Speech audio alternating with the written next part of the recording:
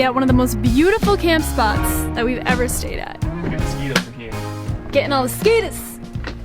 So we're staying right outside of Jasper National Park. And we have no idea where we really are. We're at some random river. Yeah, some random river in this town called Hinton.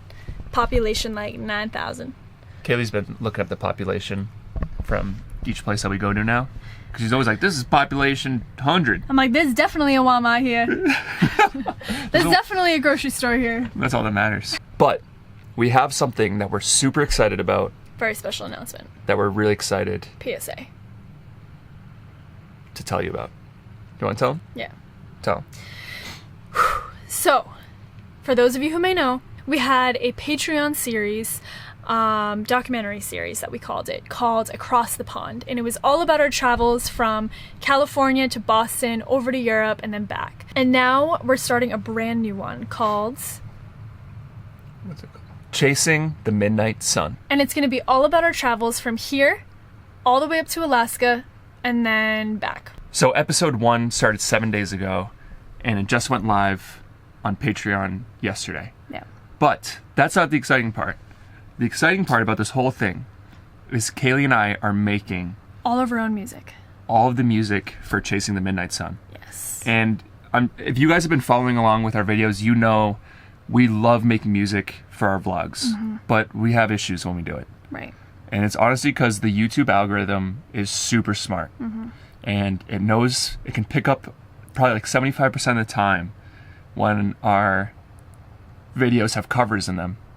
And then it demonetizes the video, and it doesn't push it out. And doesn't show it to anybody. Right. So you had kind of an epiphany moment, and we were like, why don't we just make music and post up on Patreon? Right. Because we can do that. Yeah. Because Patreon allows you to do that. But that isn't just it. Because what we That's not all. That is not all. There's more. Oh my God. We are going to be giving one Patreon subscription away per video that we post on YouTube starting today. Starting right now. Yes.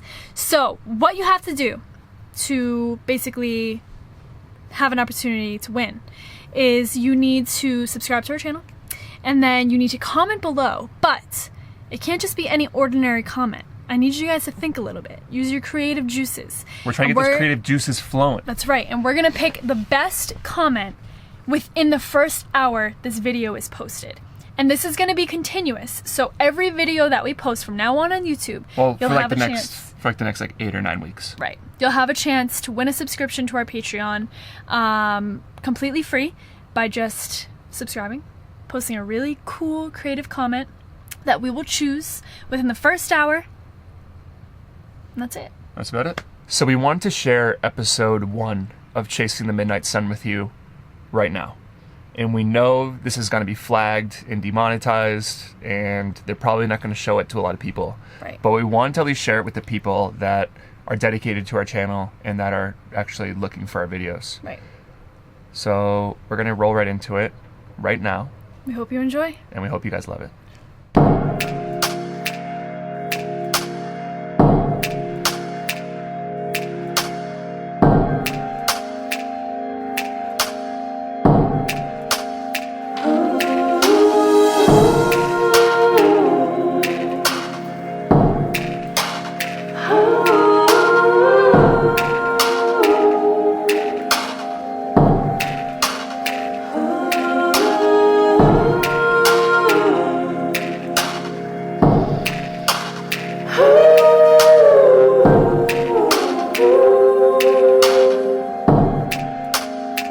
Welcome to Squatterville, a self-named 160-acre oil farm in Drayton Valley, Alberta, owned by a retired stunt jet engine car driver. We're not really sure how we ended up here, but obscure situations always seem to find their way into our adventures.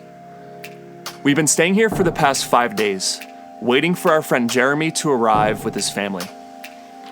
Jeremy is a professional photographer on Instagram with an audience of over 300,000 people. Affiliate marketing is how he makes his living, and he's currently stuck in Seattle waiting for a package from a partner company.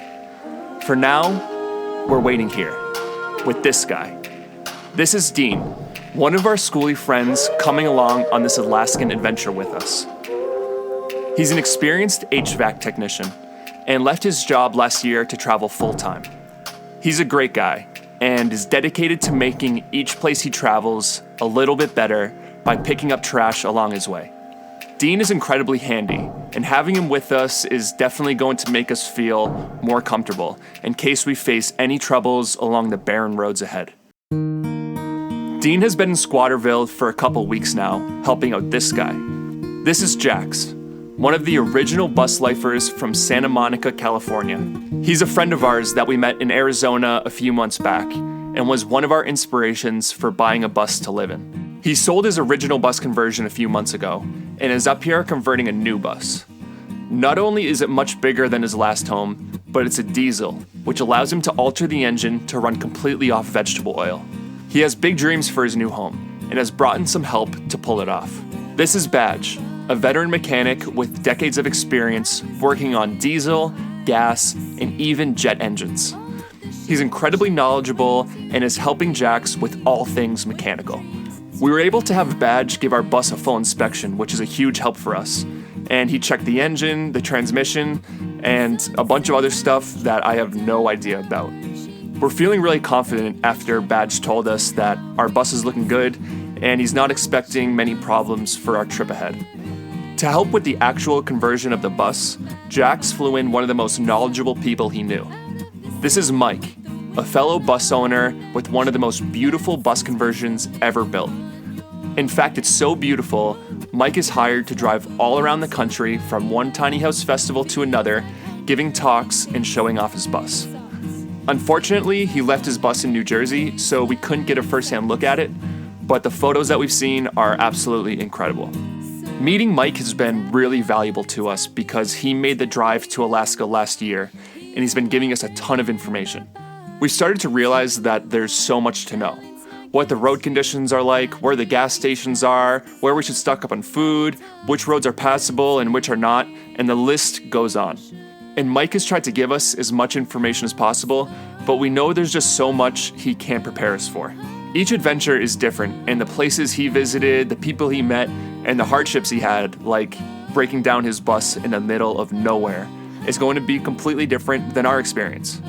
We know problems lie ahead, but the feeling of overcoming issues and pushing on through some of the most remote and beautiful landscapes in the world will make this adventure one that we will never forget. Last night was a celebration of this adventure, with a barbecue over an open fire, moonshine made by a neighbor, and maple syrup marshmallows roasted on a stick. Rain from the cloud flowing on my mountains, rivers and streams made of all my doubts. Oh, looking everywhere but the here and now. All these storms coming back around. Today we leave this oil field and our fellow bus dwellers and drive north. Jeremy is still in the USA, but time is of the essence when you're chasing the midnight sun. And once the sun sets, our adventure sets with it. Going on way too long, being human, so confusing. Some winning, sometimes losing karma. You got me thinking again of all this virtue and sin.